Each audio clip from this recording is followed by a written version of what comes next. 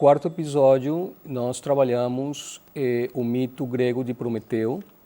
Isso significa que se questiona o processo interno de criar ou um objeto ou os próprios pensamentos. Tito é um jovem bibliotecário em Tanger com 33 anos que procura o silêncio.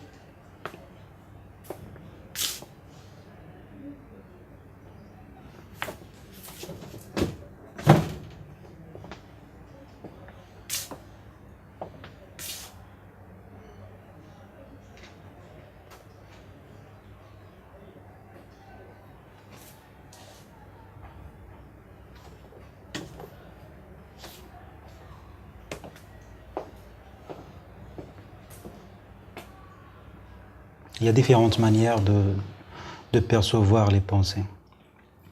D'abord, il y a les manières les plus simples, l'enseignement, les moyens de mass média, les moyens de télécommunication, l'information, tout cela. Et il y a un autre type, ce qu'on appelle généralement l'inspiration. L'inspiration, c'est quand vous êtes seul, et quand vous regardez quelque chose ou dans une situation pareille, il y a des idées qui vous viennent toutes seules. Et comme ça, vous construisez petit à petit ces idées. Et parfois, ces idées deviennent des conceptions, des choses très, très grandes dans la vie. Par exemple, les idées de la philosophie sont parties de petites observations, de petites discussions avec des gens. Comme ça, les idées se sont formées petit à petit. Vous savez, je suis de nature silencieuse, en tout cas. J'aime l'état du silence, c'est une façon. Mais le silence ici à la bibliothèque, ça a une autre connotation, une autre signification. Pour moi d'ailleurs, je parle toujours pour moi. Parce qu'il me permet de passer du temps dans des moments d'isolement, de solitude, qui me permet, à travers ce silence, de penser et de méditer. Vous savez, tout le monde, chaque personne, chaque homme cherche dans sa vie ce qu'on appelle un bon équilibre. Je crois que cette manifestation, ce désir de silence, c'est une façon de recherche d'un équilibre personnel. Pour moi, le silence, en plus d'état physique du silence, c'est une façon de se comporter. Le vrai silence, c'est quand on arrive à stopper ces vagues de pensées parasites, ce qu'on appelle le blabla, ce qu'on appelle généralement l'intimité. Ce n'est pas l'intimité, ce sont des bruits intérieurs. Quand vous pouvez arrêter ces bruits intérieurs, À ce moment, vous pouvez retrouver le vrai silence, le vrai moment de pensée. À ce moment-là, la pensée devient plus dense et plus précise et vous pouvez percevoir, à mon sens, des choses plus importantes. Toucher. Non, je ne crois pas. Je ne crois pas. C'est difficile de trouver le vrai silence. Le toucher, en plus, c'est encore plus difficile. Je crois que le vrai silence, c'est une pensée personnelle, je crois que le vrai silence n'existe pas sur la Terre. Je crois que je suis arrivé un petit peu dans le début, dans le commencement de ce qu'on appelle le vrai silence.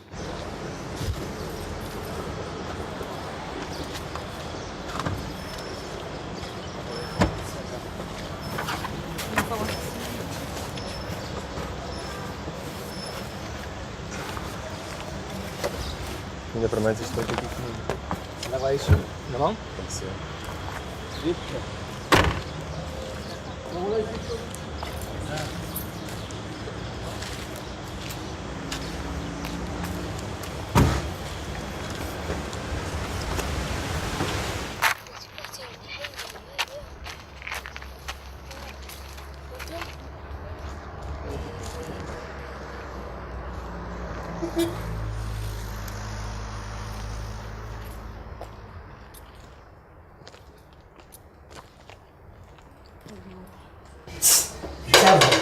مزيان الظرفون قولوا كلها ايوا عبد الواحد ظرفون مظلة محفظة ظا شوف الظا كتخرج معنا ظا ظا ظا ظو ظي ظن ظن ظن ظا ظو ظي ظي ظريفة فتاة جميلة يعني بواسطة ملك جبريل عليه السلام جبريل عليه السلام ولما أتاه الملك أول مرة فصار أول نزلت عليه آية صورة وقرها له رسول جمع رسول الله صلى الله عليه وسلم ودرعه وقال له اقرا قال وانا ما قريتش انا امي معنى اقرا قال وانا ما قريتش عاود له قال له اقرا قال له انا ما قريتش في الثالث قال له اقرا باسم ربك الذي خلق إلا خصنا ما نقراوش يرد عليك خصنا ما نقراوش القرآن قل اقرأ باسم ربك الذي خلق اقرأ باسم ربك الذي خلق خلق الإنسان من علق اقرأ وربك الأكرم فضمه وصار هذا هو أول اللي ينزل على رسول الله. ومن بعد كان رسول الله صلى الله عليه آله وسلم نهار اللي كيجي عنده الملك كيكون مسرور مبهج لأنه كيقدم الوحي من عند الله وما كيكونش احسن يوم اللي عنده رسول الله كان هو ما كيجي عنده جبريل عليه السلام احسن يوم عنده في الدنيا وكان والرسول وسيدنا جبريل كان يدرسه في حال التلميذ كيدرس التلاميذ في حال الاستاذ كيدرس التلاميذ القران والاحكام والنبي صلى الله عليه وسلم عاوز النبي عمره ما قال شي كلمه من الرسول ابدا. ما هو السر ديالك باش كتلقات الكلمات الاولى التلاميذ ديالك؟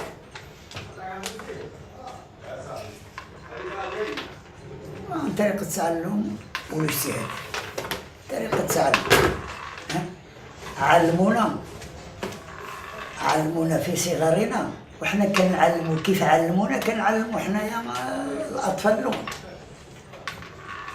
علمونا في الأول في صغرنا في هذا السن، وقرينا ودربنا وما كبرنا بدينا كنعلمو حتى حنا. هذا قاعدة بحال كل شيء. مرة ليأخذ الإنسان إذا كان غا جالس وشدوا عليه وما خرج ما شافش من الدم ما قرا ما والو خرجوه من الدم ماشي يقري. العلم بالتعلم. أيوه العلم بالتعلم، لأن علمونا احنا كنعلمو. هذا اللي يورثوا عن هذا اللي علم هذا.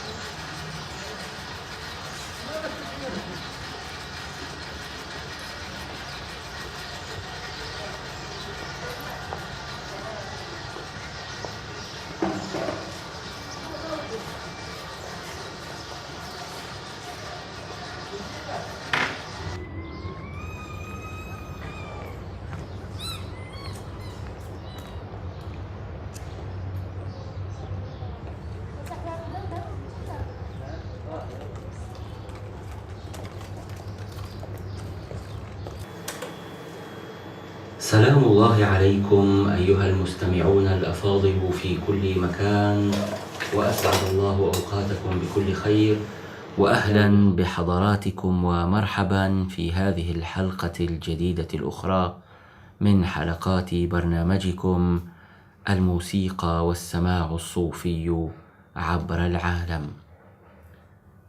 لماذا يشترك مع الحمار في الشهوة بينما يمكنك الوجود مع عيسى في الخلوة؟ لأن هذه الشهوة ليست أكثر من لحظة واحدة، فالأفضل منها خلوة أخرى خالدة. ولأن السلوك يمنحك الخلود، ابتعد عن اللذة الفانية أي عن الشهوة. الخلوة الناتجة عن الشهوة ليست مرغوبة مطلقة، والشخص الذي لا يدرك هذا السر ناقص. ولكن إذا ما تجاوزت الشهوة غايتها يتولد منها عشق لا حد له، وعندما يفيض العشق تظهر المحبة، وعندما تصل المحبة إلى حدها أيضا تفنى روحك في المحبوب. فاترك الشهوة فهي ليست مرغوبة، فأصل كل شيء يتعلق به القلب هو المحبوب. إن قتلت في طريقه عاجزا أفضل كثيرا من أن تصبح أسيرا للشهوة. إلهي نامه، أو الكتاب الإلهي لمولانا فريد الدين العطار قدس سره. الكلمة لها القوة والقدرة الأكبر في التعبير عن كل شيء، لأن الكلمة تخرج من الفم ومن القلب وتستقر في الأذن. ويرى الصوفية أن الأذن أو الاستماع له الأسبقية على العين وعلى النظر، لدرجة أنهم قالوا المسلمون يقولون بأننا سوف نرى الله يوم القيامة، فبطبيعة الحال العين أفضل لأننا بها سنرى الله. ولكن الصوفية قالوا بأن السمع أفضل لأنه بالسمع علمنا أننا سنرى، فتقدم السمع على البصر. والسمع ليس له لا يمكننا أن نتكلم عن السمع إن لم نتكلم عن الكلمة. إن لم نتكلم عن العبارة، إن لم نتكلم عن الشيء المسموع. كيف بين الكلمات هناك الصمت، الصمت هو الغالب، بعد تكون هناك الكلمات في اللغة التي تعطينا معنى ما. كيف يستثمر المتصوف هذا الصمت في مثلا الوصول إلى الحقيقة الربانية؟ هناك حكمة قديمة تقول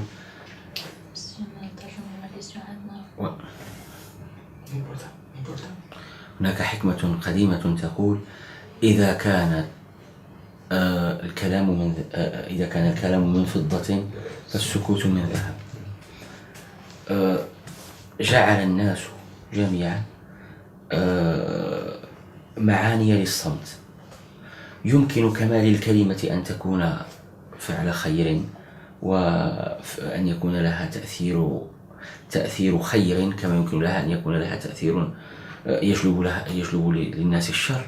كذلك الصمت، هناك الصمت الذي له معنى، وهناك الصمت الذي لا معنى له. هناك الصمت الذي يؤدي إلى الكراهية، أحدهم لا علاقة تربطك به لمشكل من المشاكل فأنت لا تكلمه. إذن حتى تقطع الخيط الرابط بينك وبينه تصمت عنه، فلا تكلمه، فلا تبدأه بالسلام، فلا تفعل معه كذا. فهناك الوجه السلبي للصمت، وهناك للصمت أوجه إيجابية.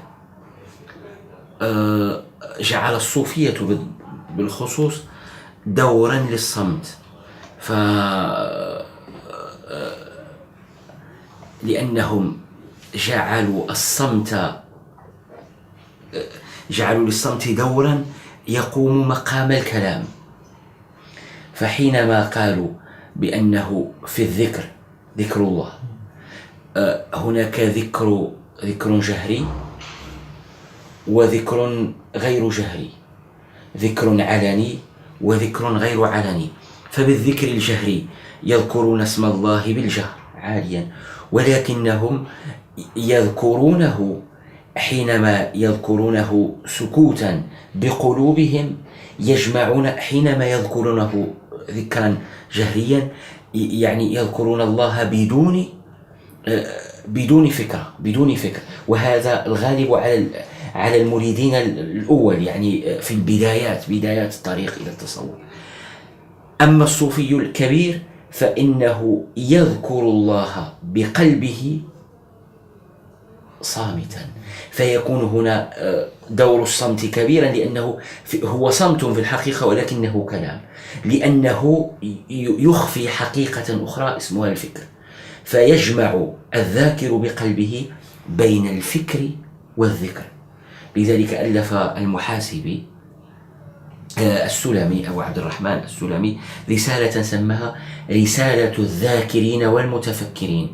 حاول أن يجمع فيها بين الذاكرين جهرا والذاكرين بقلوبهم، وأن يقدم أن يبني على ذلك الأفضلية لمن ليتوصل في الأخير بأن الذكر مع الفكر، وهو الذكر الصامت، أوصل إلى الحقيقة من الذكر بالجهر.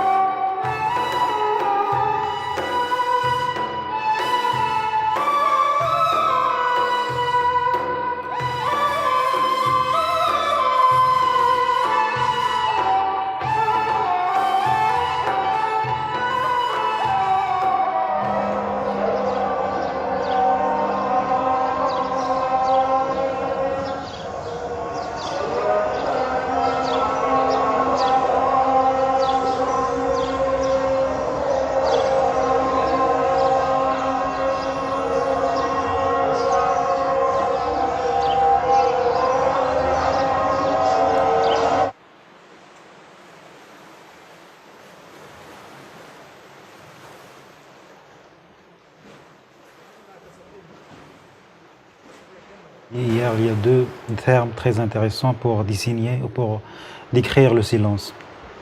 Il y a ce qu'on appelle sukut, il y a ce qu'on appelle le silence. La différence entre ces deux mots, c'est pour sukut, c'est l'acte de se taire, c'est-à-dire qu'on veut se taire. C'est un acte volontaire de l'être humain. Alors que le silence, c'est tout à fait englobant, c'est un terme très générique et qui a d'autres significations, disons philosophiques, si on veut parler un peu de la philosophie. Le silence, c'est tout à fait très immense et très vaste et ça peut décrire différentes choses. Sans parler du silence comme étant un phénomène physique, c'est-à-dire l'absence des bruits, mais le silence, c'est une expression de l'être dans sa façon de vivre et dans sa façon de penser. C'est-à-dire, par exemple, il y a des silences très grandes à l'intérieur de l'homme qui sont, à mon avis, très immenses et très grandes que le silence qu'on connaît généralement. Alors il y a aussi ce qu'on peut désigner par le silence. En arabe on dit makanun samit, c'est-à-dire un lieu désertique où il n'y a que le désert, il n'y a rien, ni arbres, ni hommes, ni plantes, ni rien. Comme ça, le silence a cette connotation aussi de vide. On revient ici à la relation entre le vide et le silence. C'est une relation vraiment qui se joint toujours, parce que le vide, c'est aussi une autre forme d'expression du silence. Le silence, quand on parle du silence, il y a le vide. Quand on parle du vide, il y a le silence.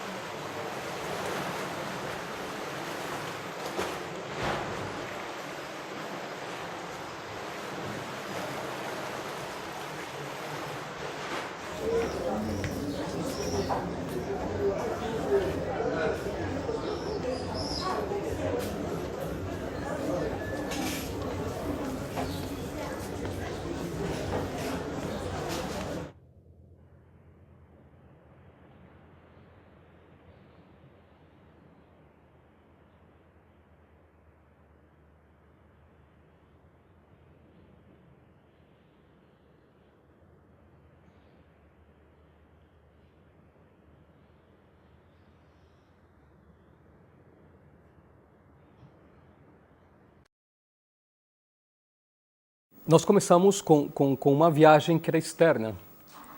Era uma pesquisa externa, ir atrás de um tesouro. E no último episódio, os personagens estão indo atrás dos tesouros internos. Não é? É uma viagem interior. A busca destas personagens, para começar, o Stito também, como personagem marroquino, também nos foi mais ou menos indicado a partir desse trabalho feito também pelo Henrique, o produtor em Espanha, que fez a ponte com Marrocos e com a Universidade de Tanger.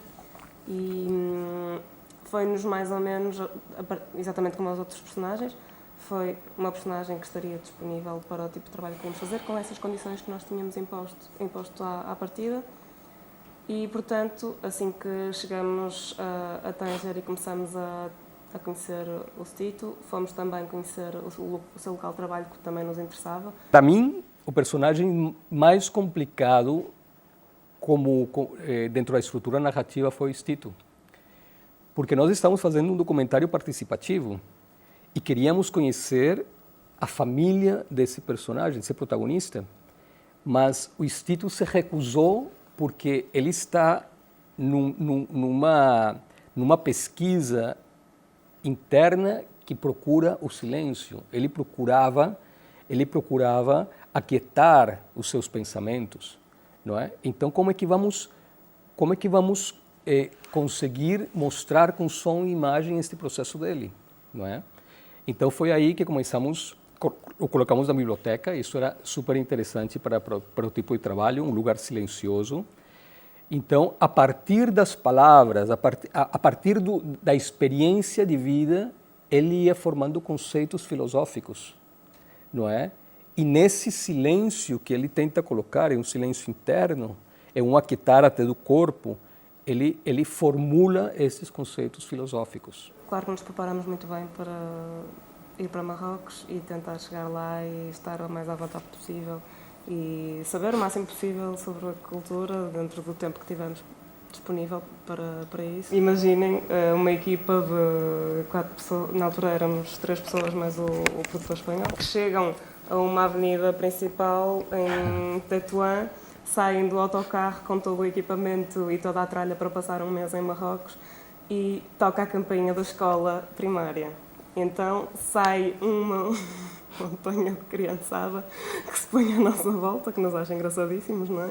Diferentes e tudo, e que se riem às gargalhadas. Portanto, este foi o primeiro episódio que nos aconteceu a nós.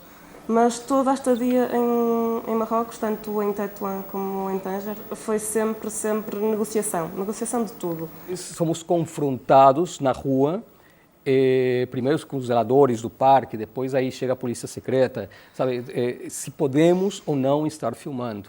Então, estamos utilizando o documentário, mas também o ruído do documentário que está explicitando estas negociações e esta construção do documentário. Na realidade, nós criamos uma série de dispositivos, não é? Então, o primeiro dispositivo era um temporal. Nós estamos fazendo um curta-metragem em 15 dias. Utilizamos 5 dias para a investigação, de preferência com a equipe inteira, porque assim os personagens já nos conhecem, já ficam mais à vontade, não é? E depois temos uma semana de gravação.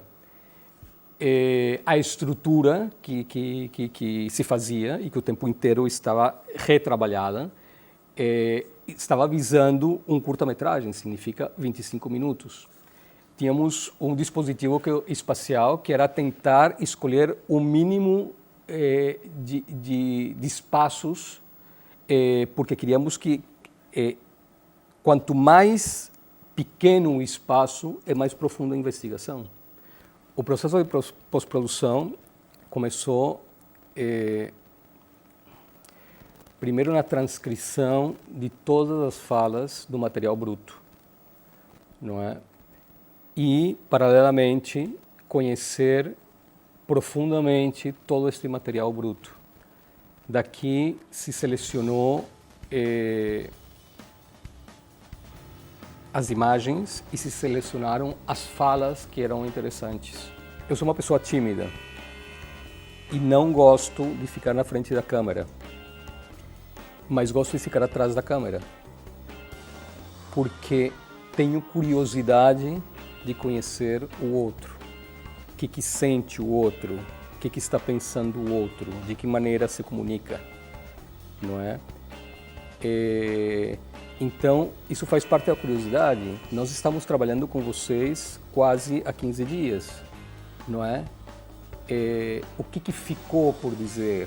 O que você está pensando? Eu gostava muito de perguntar o que tem aprendido com esta experiência. Sabe, é uma pretensão de chegar nos pensamentos das pessoas, pura pretensão, não é?